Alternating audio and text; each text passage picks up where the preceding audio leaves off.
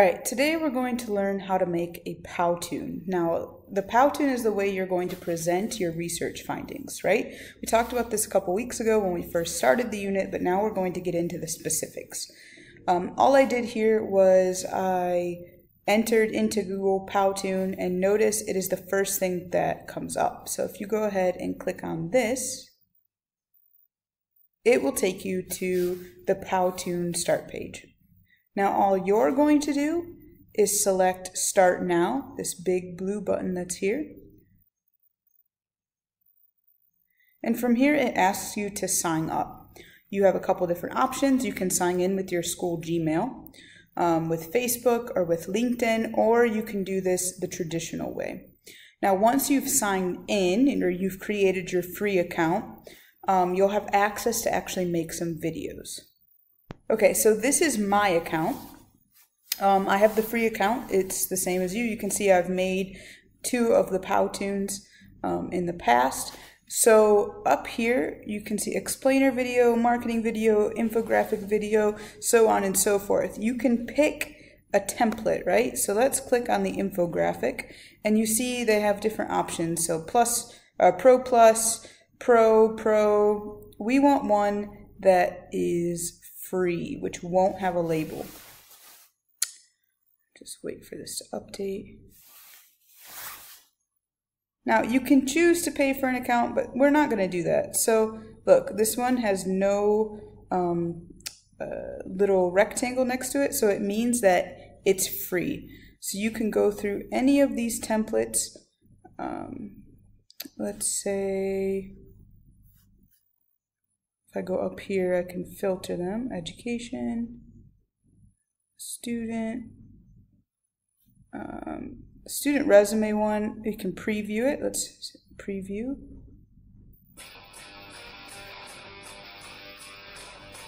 So you see it already has preset images and texts and so on and so forth. If you like it, you click use this template. If not, hit on the X.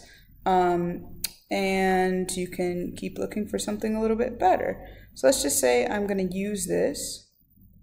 So I've hit use.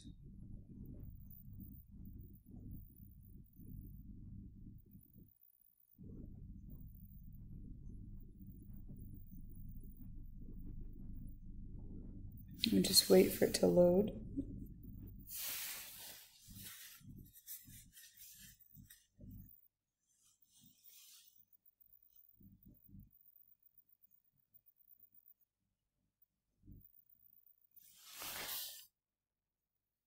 All right, so now you can see on the left, you have all these different slides you can transition through. So this is the first one, the second one, third one. In between, these are the transitions.